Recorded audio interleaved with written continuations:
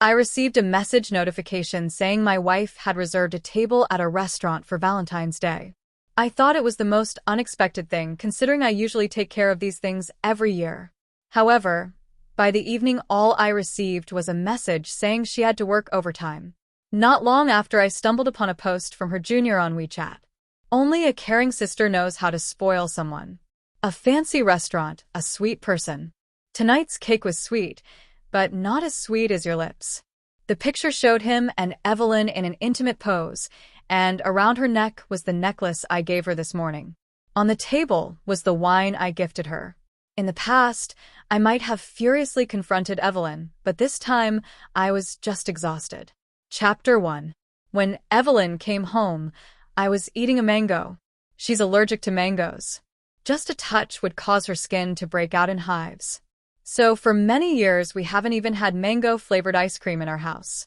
Evelyn looked surprised to see me still awake. Casually, she handed me the gift she had prepared in a flat tone. She said, "Happy Valentine's Day, honey." To be fair, she's a good wife. She doesn't just take, but also puts effort into preparing gifts for me in advance. For example, this expensive Patek Philippe watch I just received this year. I got a message from the restaurant owner on Valentine's Day saying Evelyn had reserved a table. The owner has known us since college and witnessed our love story, so he's kind of a friend. I confessed and proposed to Evelyn at his restaurant. He joked over the phone, calling himself a single guy while congratulating us, then asked if I wanted to try their new cake tonight. I asked, "Does the cake have mango in it? If so, let's stick to the usual. Thanks." But my wife's allergic to mango. Just after I hung up with him, Evelyn called, "I have to work overtime tonight. I won't be able to spend the evening with you." That night, I couldn't sleep, so I scrolled through my phone. I saw a post from her junior, Peter. Only a caring sister knows how to spoil someone. A fancy restaurant, a sweet person. Tonight's cake was sweet, but not as sweet as your lips. The picture showed him and Evelyn in an intimate pose, his hand loosely wrapped around her waist, his smile gentle and suggestive.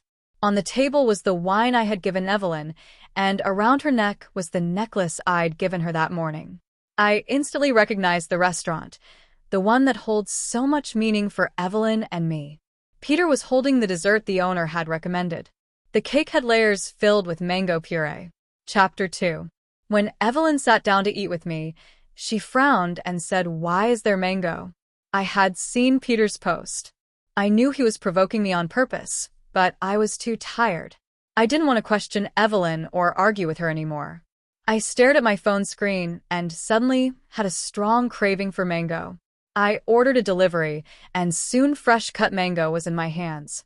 It tasted sweet with a hint of tartness, a perfect balance. I've always loved eating it, but since being with Evelyn, I hadn't had any. After I finished, I wiped my hands and said, "I'm going to bed now if there's nothing else." Evelyn grabbed my arm and said, "Oliver, it's Valentine's Day." I looked at her in confusion and asked, "So what?" Her frown deepened as she stood up, moving closer to me. In a teasing voice, she whispered in my ear, "On a night like this, are you really going to bed so early?" Evelyn has always had a cold, distant allure. After graduation, once she put on glasses, her intellectual charm only heightened that sense of distance. But tonight, I could smell a faint scent of smoke on her. I took a step back, avoiding her kiss. I said, "I just ate mango. You'll have an allergic reaction." Chapter 3. I ignored Evelyn's astonished expression and walked into the bedroom, locking the door behind me with a click, lying in bed. My phone rang. It was my supervisor. She asked, "Have you really decided to take the position? If you flake on me again because of Evelyn, I swear I'll kill you." "I'm not joking," I chuckled and replied. "I won't back out again. If I do, I'll personally come to you head in hand." The position in the company's advertising department offers a higher salary, but it requires constant travel for business. 3 years ago, my supervisor had wanted me to take the role, but I refused because of Evelyn. Evelyn and I have known each other for more than 10 years. We grew up together. I've always known she's a traditional woman who cares about details and boundaries. Being away all the time, maybe only seeing her for 30 days a year, and not even knowing when we'd see each other. That kind of instability. She couldn't handle it. I once had her take the MBTI test. She didn't really get why, but she did it and showed me the result. ISTJ. Reserved. Traditional. Serious. Self-disciplined. Orderly. That's exactly who Evelyn is. Just holding her hand took me over half a year. In middle and high school, my close friends thought someone like her was incredibly boring. They didn't understand why I liked her. I smiled and told them because she saved my life. Literally. Back in middle school, an earthquake affected our school. We were in class and everyone rushed outside in a panic. I charged ahead, but hit a desk leg hard and fell. She pushed through the crowd, fighting against the current to find me. She made sure I walked in front of her and followed closely behind as we ran out together. Later, I asked her, "What were you thinking? If you died, wouldn't all your dreams and hard work be for nothing?" Evelyn was a bit stunned by my question. She said, "I wasn't thinking that much at that moment. I just thought that if I couldn't make it, I'd rather die with you." That Evelyn. She probably never imagined that one day she'd leave me behind for someone else. I've never doubted her sincerity, but sincerity is fleeting. My supervisor must have picked up on something between Evelyn and me for my tone, she said. Who hasn't made mistakes in this world? It's easier to blame past mistakes than to fix them. Oliver, I hope you always have the courage to turn the tables when necessary. She added one last thing. Of course, someone as perfect as me never makes mistakes. You, on the other hand, aren't as perfect as I am, so it's understandable. But no matter what, even if you lose the woman, you can't lose the job. You start in 3 days and you've got a business trip to Argentina right away. You can't be half-hearted about this. Chapter 4. The next day I woke up early to go to the office and hand over my current work. Evelyn was sitting in the living room, her lips slightly swollen, a sign of her mango allergy. It was probably from Peter kissing her after eating the mango cake last night. I walked past her, heading for the door, but she grabbed my wrist. She frowned, looking a little defiant, and asked, "Why are you mad? Is it because I didn't spend time with you yesterday? I already told you I was busy and had to work overtime. I even let you know I'd be home late. The company is going public. As a woman, do you have any idea how hard it's been for me to climb my way to management? So many eyes are on me. How could I not set an example? You've always said you'd support me in having my own career. Why are you acting like this now?" "Yeah, this is how it's always been. I love her, so I tolerate her.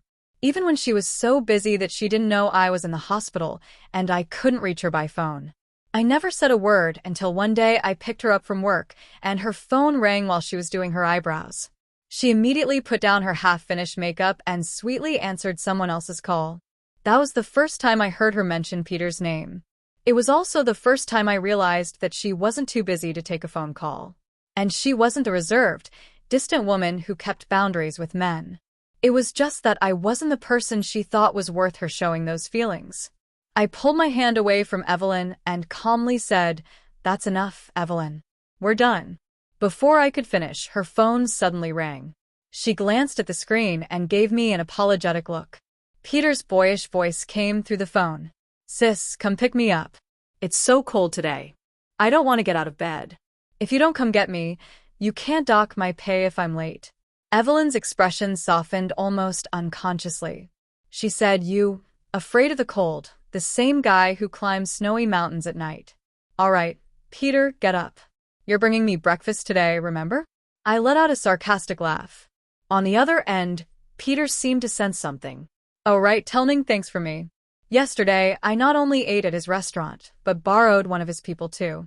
I'll definitely work hard and send him a great gift in the future." Chapter 5. Evelyn gave me a guilty glance when she heard Peter's words, then quickly looked away.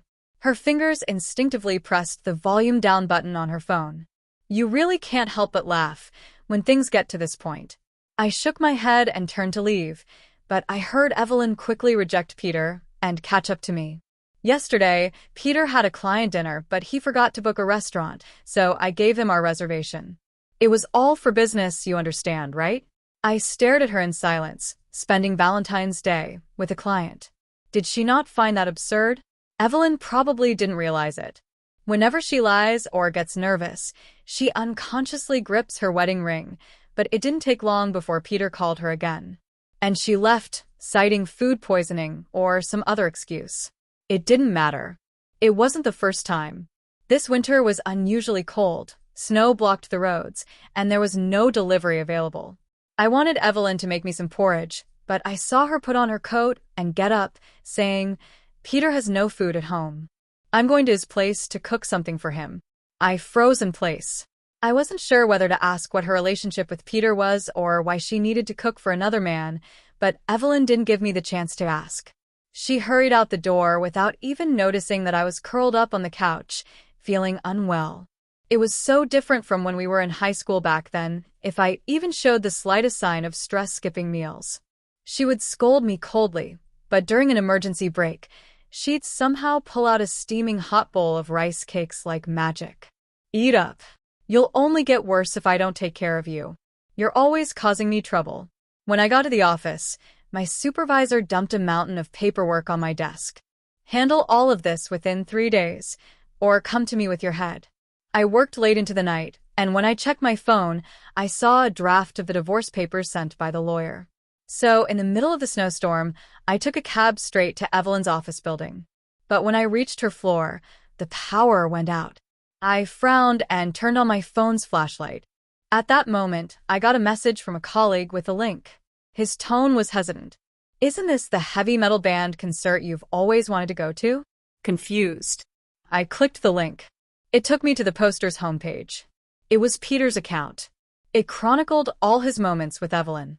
Turns out he had known Evelyn since high school, followed her to college, and now worked at her company. His bio read being head over heels for her isn't just your privilege. I clicked on the video and suddenly understood why my colleague had been so hesitant.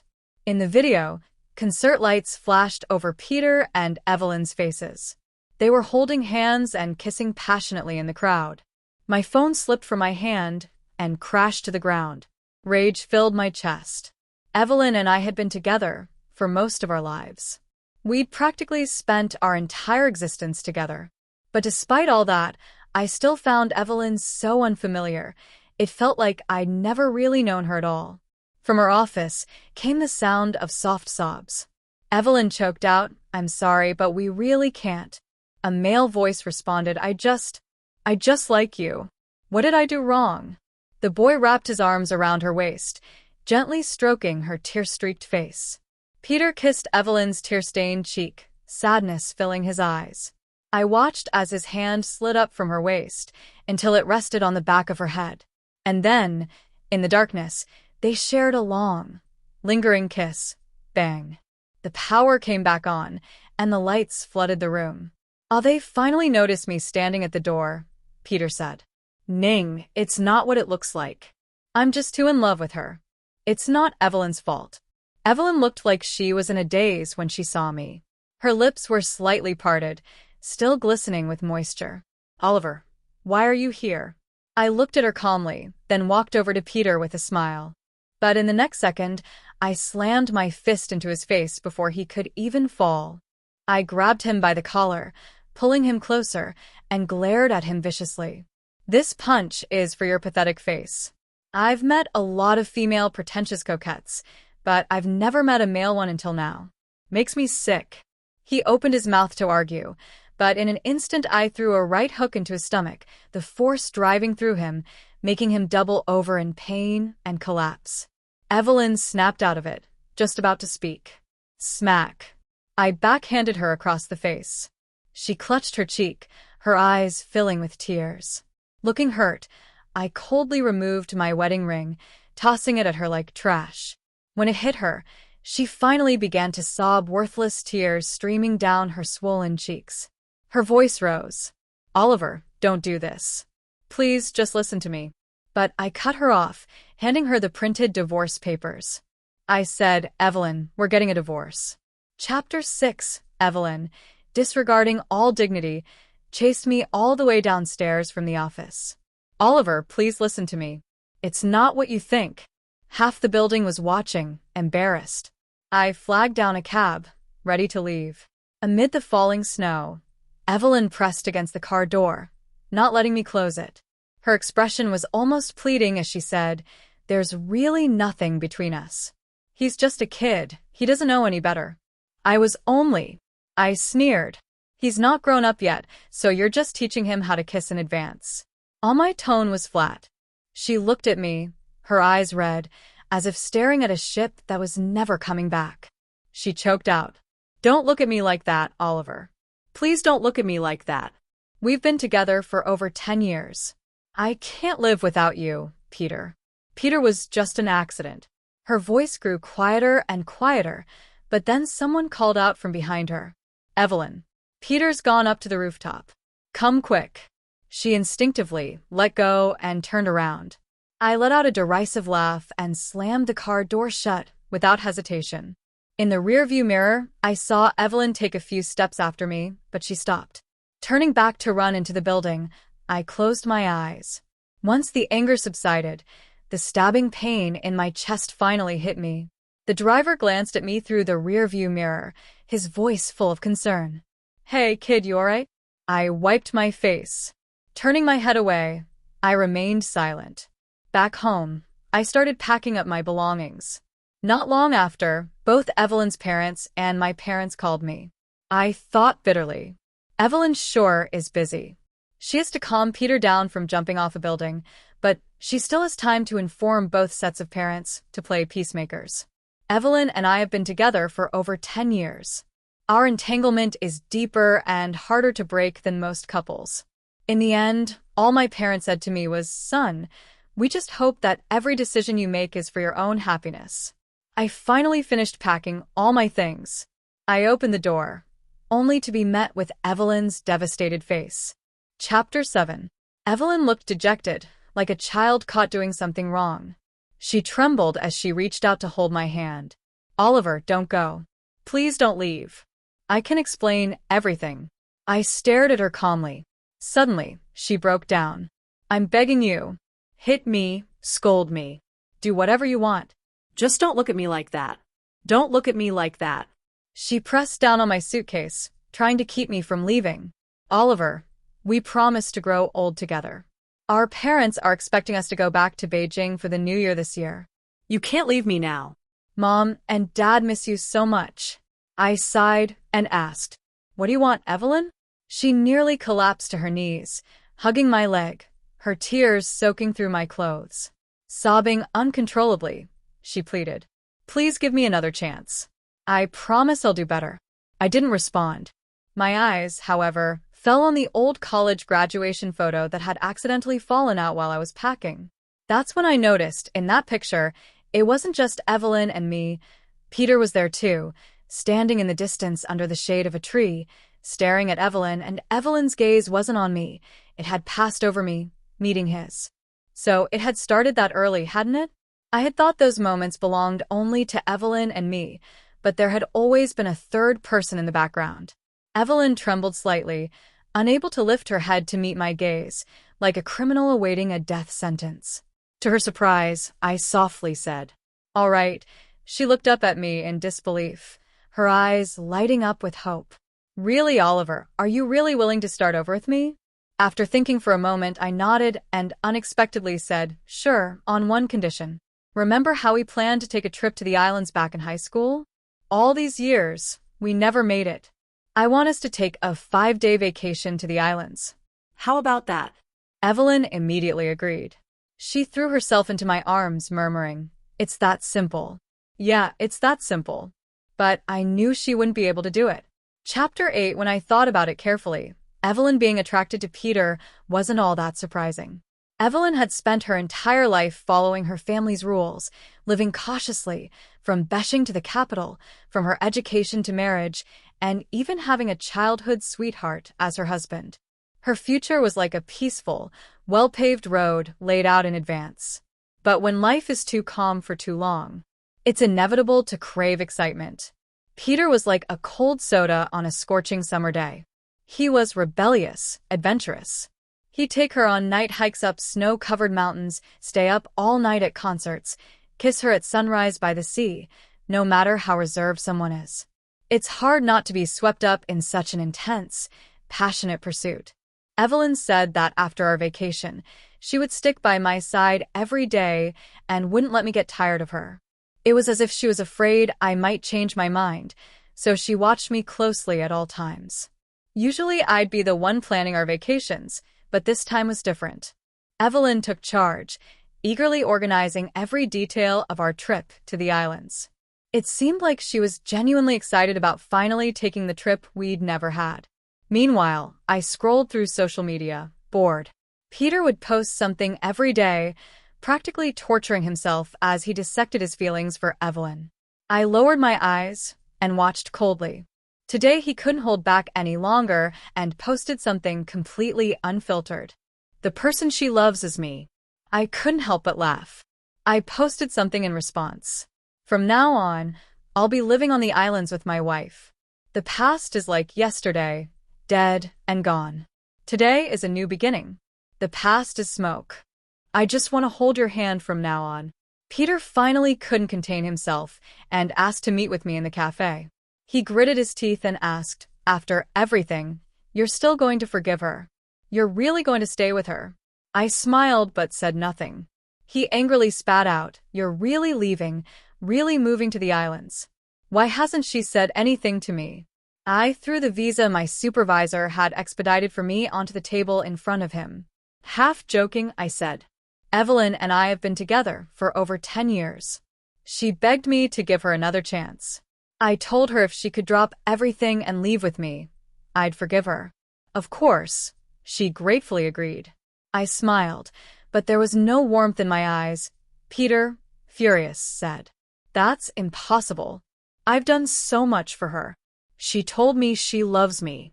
He was seething with anger, but beneath it, I could still hear the pain in his voice. I stared at him coldly. Peter really knew how to hit where it hurt. He stole Evelyn away on Valentine's Day, messaged me to reveal their relationship, and even let me catch them kissing, all to make me give up on Evelyn and leave her. But he didn't realize that my place in Evelyn's heart was far deeper than he thought. His schemes had all backfired on him. Peter, enraged, lunged at me, but what threat could a little guy like him pose? I easily blocked him, poured my coffee over his head. Then, without giving him time to react, slapped him hard enough to knock him to the ground. I crouched down, grabbed his hair, and forced him to look up, smiling. I said, "Pathetic, you're really serious about loving Evelyn. How too bad for you. You didn't really think she loves you, did you?" Looking at his face, full of frustration and resentment, I had to fight the urge to vomit. I emphasized once more that if Evelyn really left with me, I'd forgive her, and we'd live happily together. But if she didn't go, I'd never forgive her. Peter's expression kept changing. I smiled, knowing he understood. Chapter 9 at the airport. Evelyn anxiously checked her phone. Her lips tightly pursed. "Oliver, this time is different. Peter was in a car accident and it's really serious. Can we postpone the trip to the islands?" Peter was certainly willing to go all out. I silently stared at her, my eyes tracing every contour of her face. Suddenly, I said, "I know why you didn't come to that concert with me that night." Evelyn froze, her lips twitching slightly as if trying to force a smile but failing. She said, "That night it was Peter's birthday.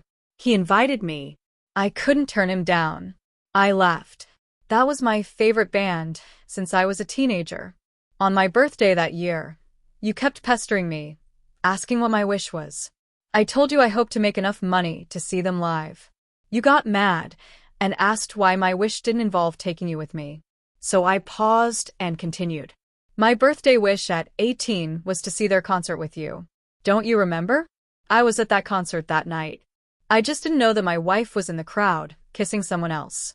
I even sent her a message during the concert, reminding her to eat something. It disappeared into the void without a single response." Evelyn began to panic. Her voice rose as if trying to make up for something. "There will be other chances." I cut her off. "There won't be. That was their farewell concert. There won't be another one." I looked her in the eyes and repeated, "There won't be another one." We stood there in silence for a moment. Then I suddenly relaxed, waving her off. "Go ahead. He's been in an accident, and you're his supervisor. It'd look bad if you didn't go.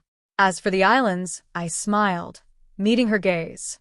It was like I could see the girl who at 18 pouted and insisted I take her to the islands one day. I continued. We'll just go next time. Evelyn looked like she had been granted a reprieve. She rushed out of the airport, braving the snow and rain to catch a cab to Peter's side. I tore up the plane ticket in my hand and threw the pieces in the trash. Then I printed a new ticket. Destination: Argentina. Chapter 10. When Evelyn woke up, she found herself lying in a man's arms. The man was gently kissing her face. Something didn't feel right. She widened her eyes. This wasn't Oliver. Yesterday, she had rushed to the hospital only to find that Peter's car accident was just a lie. She had been angry at first, but then he tearfully said, "Evelyn, I've loved you for so many years. One last time. Can't you just stay with me one last time?" A voice inside her head kept pulling her to leave. Oliver. Oliver must be furious by now. They'd known each other since childhood. Growing up together, they had been married for 7 years. Everything had been so perfect. She couldn't leave Oliver. But Peter, his eyes red-rimmed, gently stroked her cheek. How could she turn him away? When he looked at her with such devotion, Evelyn suddenly felt a sinking feeling in her heart. It was like a premonition. When you're about to lose something important, there's always an almost instinctive sense of dread, like the feeling of falling in a dream from a tall building in the middle of the night. Without reason, she suddenly thought of Oliver's expression when he waved to her at the airport yesterday. Nostalgic, yet resolute, it was as if he was saying goodbye. She nearly jumped out of bed to grab her phone. Peter asked in confusion, "Evelyn, what's wrong?" But her phone was dead. Her heart pounded as she anxiously watched the black screen, waiting for it to charge, as if she could burn a hole into it with her stare. Her panic-stricken expression startled Peter. Finally, the phone powered back on. As soon as it did, a call came in, and the voice on the other end was shouting. Evelyn was stunned. It was her mother yelling at her. It took Evelyn a while to understand what was happening. Apparently, Oliver had compiled evidence of her affair with Peter into a PowerPoint presentation, complete with a 320 megabytes attachment, and sent it to all of their family, friends, and colleagues. The final slide had Oliver's typical touch, a photoshopped picture of her and Peter's wedding, with a handwritten note that read, "Let's wish this pair of cheaters a lifetime of childless, everlasting happiness." After hanging up, she opened her messages. She saw that Oliver had only left her a picture of the divorce papers with a single note on the desk in the study. "Sign it and send it to my office." Chapter 11.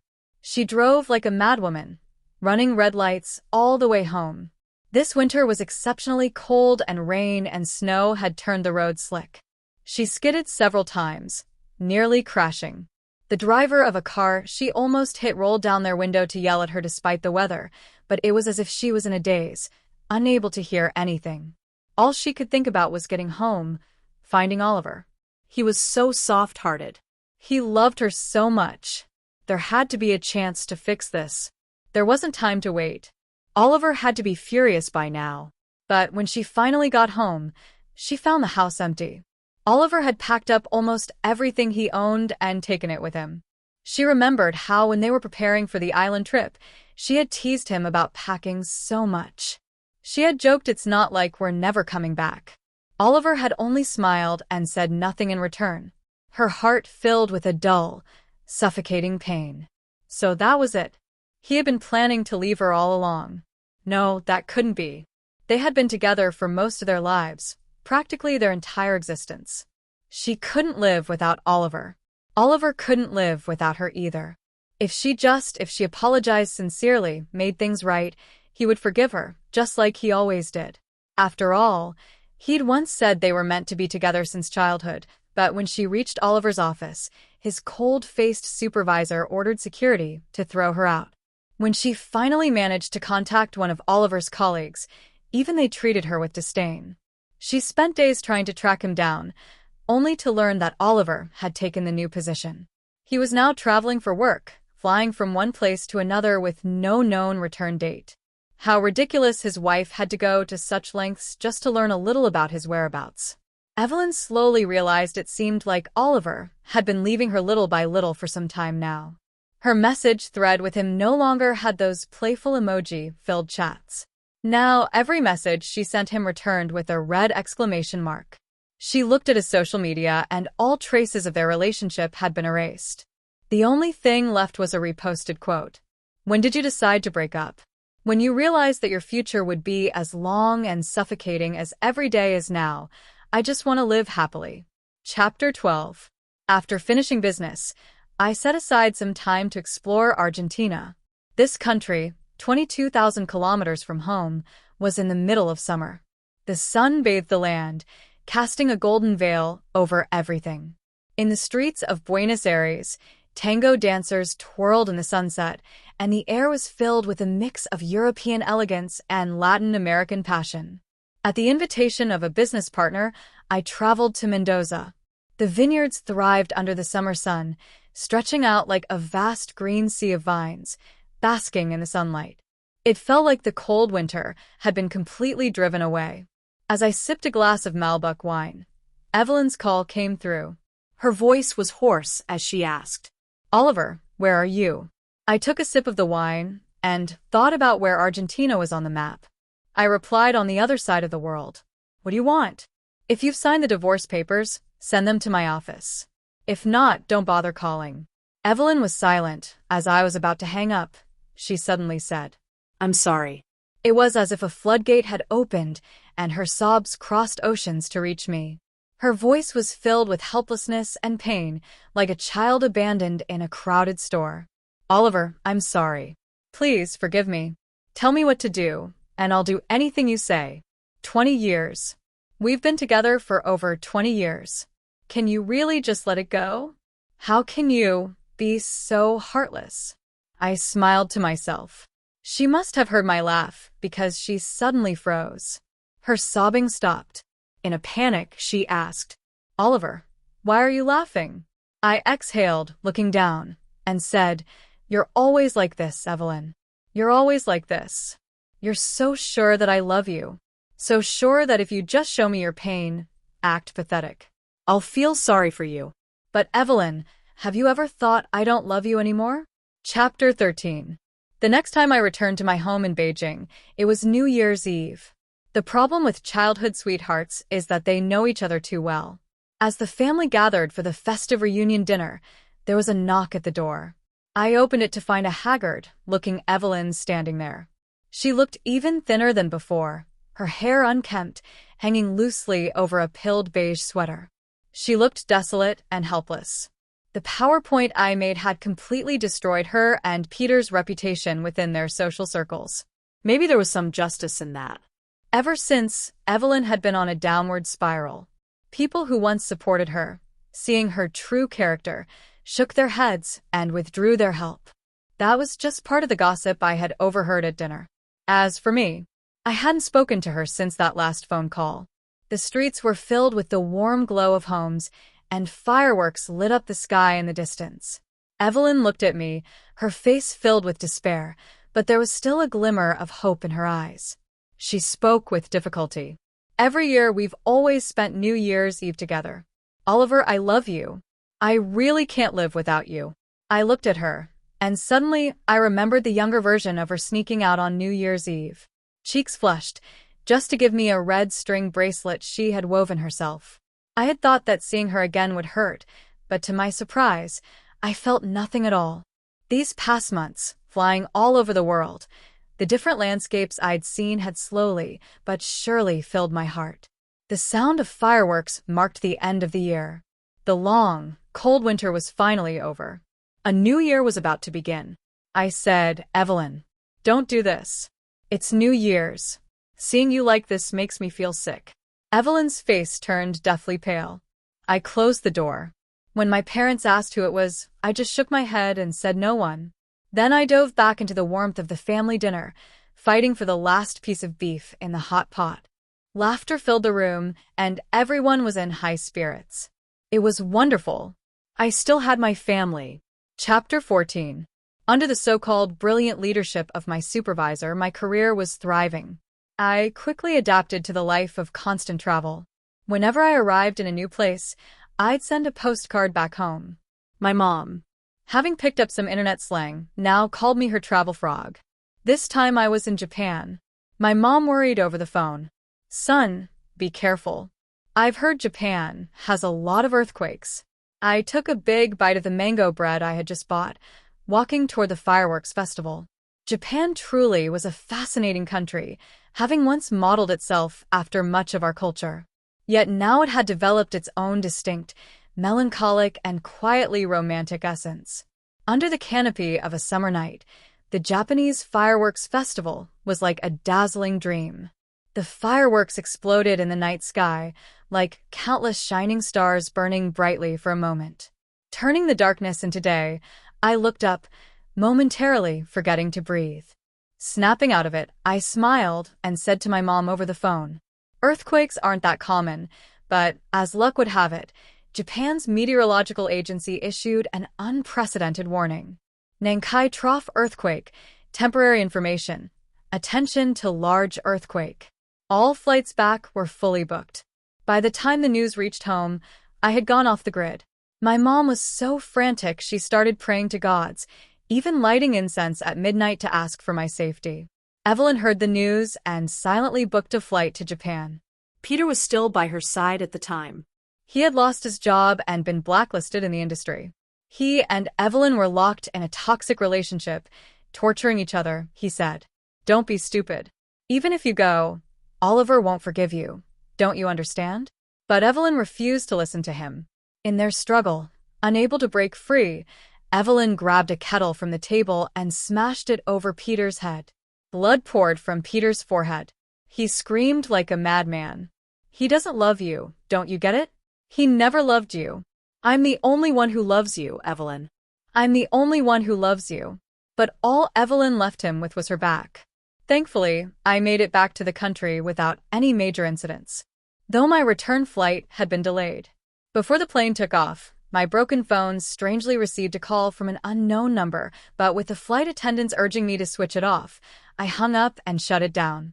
Once I got home, I reassured my family that I was safe and went straight to work. That strange call slipped my mind until Peter showed up outside my office building. He was no longer the proud, confident man he once was. He stood there, red-eyed and disheveled, demanding, "Where's Evelyn? Give me back my Evelyn." Through the glass door, I frowned and looked at him like he was a madman. It turned out Evelyn had gone to Japan just before the earthquake. Suddenly it clicked, and I remembered that strange call, but I kept my expression calm and had security removed. "Peter," I told him, "I don't care. She's your girlfriend now, not mine." The bad news came from Evelyn's parents, who told my parents and eventually reached me. Evelyn had followed the address from my last social media post where I'd mentioned watching the fireworks festival, like carving a mark into a boat to find a lost sword.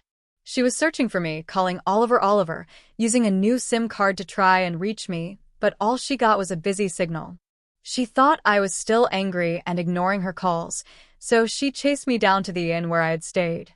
That's when the building collapsed. My mother sighed heavily as she told me the story. Sigh. I couldn't help but remember the girl who had shielded me during the earthquake in middle school, helping me escape the collapsing classroom.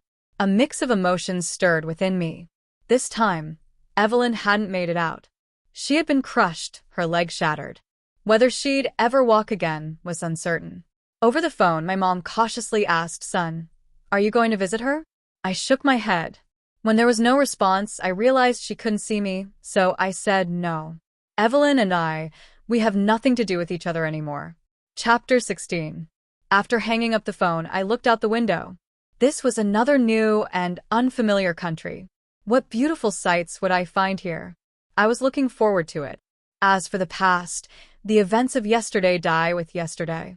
The events of today are born anew. I hope everyone finds the courage to flip the table and start over.